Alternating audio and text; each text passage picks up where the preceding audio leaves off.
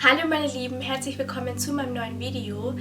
Im heutigen Video wollte ich euch etwas über die 4 Yugas sind Zeitalter des Hinduismus erzählen. Und bevor ich jetzt auch damit loslege, wollte ich euch sagen, das heutige Video wird auch das letzte Video sein in diesem Jahr. Dann sehen wir uns alle im nächsten Jahr mit einem neuen Video. Und ja, ich würde sagen, wir legen gleich los. Der Weltkreislauf ist im Hinduismus in 4 Yugas aufgeteilt. Yugas heißt so viel wie Zeitalter. Es gibt das sogenannte Satya-Yuga, welches auch als Krita-Yuga bezeichnet wird. Danach folgt das Treta-Yuga, danach das Dwapara-Yuga und letztendlich noch das Kali-Yuga. Hierbei ist das Satya-Yuga das beste Zeitalter. Man könnte es auch mit einem Paradies vergleichen. Es stellt quasi die ideale Welt dar. Und das Kali-Yuga ist das schlechteste Zeitalter. Also es wird auch als das dunkle oder als das schwarze Zeitalter bezeichnet. Und nach der indischen Chronologie befinden wir uns auch momentan im Kali-Yuga. Das Satya-Yuga oder auch Krita-Yuga genannt, war das Zeitalter der ewigen Rechtschaffenheit. Das Zeitalter dauert 1.728.000 Jahre und hierbei lag die Lebenserwartung eines Menschen bei 100.000 Jahren. In diesem Zeitalter waren die Menschen ihren ganzen Pflichten bewusst. Sie wurden niemals schwächer. Es waren keine menschlichen Anstrengungen nötig, weil die Natur bzw. die Erde den Menschen das ganze Notwendige gegeben hat, was sie für ihre Existenz gebraucht haben. Das Böse hat so nicht existiert. Sie waren der Gottheit ergeben.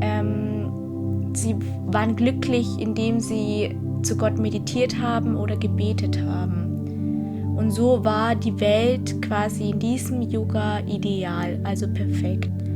Mit dem Ende von Satya-Yuga und dem Beginn von Treta-Yuga, also der nächsten Yuga, fällt eine Säule von 4 Säulen nieder. Es gibt nämlich 4 Grundsätze, die als Säulen das Grundgerüst der hinduistischen Ethik bilden. Und in Satya-Yuga war diese Säule stabil und die 4 Grundsätze waren in einer Einheit. In Treta-Yuga war die Rechtschaffenheit nicht mehr vollkommen. Das war nämlich das Zeitalter, wo die Opfergaben begannen und deswegen ging die Rechtschaffenheit um ein Viertel zurück. Das heißt, die Welt war dann nicht mehr 100% ideal, sondern nur noch um 75%. Die Menschen waren einer Rechtschaffenheit ergeben, die von religiösen Zeremonien abhängig waren. Die Menschen hielten an der Wahrheit fest, aber sie agierten mehr zweckgebunden und sie waren gierig nach Belohnungen für ihre Gaben. Das heißt, sie waren nicht mehr länger dafür bereit, aus einfachem Pflichtbewusstsein zu handeln. Also sie waren nicht mehr für die Erhaltsamkeit bereit. Das Treta-Yuga hat eine Dauer von 1.296.000 Jahre und danach kommt das Dwapara-Yuga. Dieses Yuga hat eine Dauer von 864.000 Jahren und die Menschen hatten eine Lebenserwartung von 1000 Jahren. In diesem Yuga war die Rechtschaffenheit nur noch zur Hälfte verbreitet. Das war auch das Zeitalter, wo die 4 Veden entstanden, also die Heilige Schrift. Leider studierten nicht alle diese Veden, manche die Hälfte davon, manche gar nicht. Jedoch stieg die Anzahl an Zeremonien, diese wurden auch in vielerlei Art und Weise abgehalten. Die Tugenden gerieten leider in Verfall, nur wenige hielten auch an der Wahrheit fest. Ja, und dann kamen auch die Krankheiten dazu. Die Menschen waren von vielen Krankheiten und Begierden und auch schicksalsbedingten Katastrophen geschlagen. und der Mensch verfiel in Ungerechtigkeit.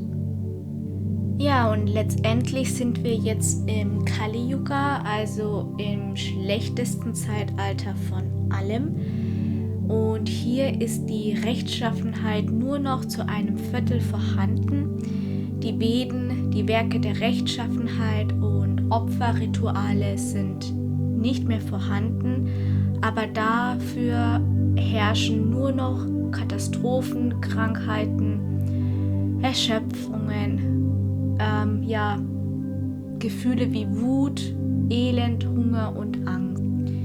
Dieses Yuga soll 432.000 Jahre dauern. Also haben wir wahrscheinlich noch einige Jahre, sehr viele Jahre vor uns. Was nach dem Kali Yuga passieren soll, ist noch nicht klar.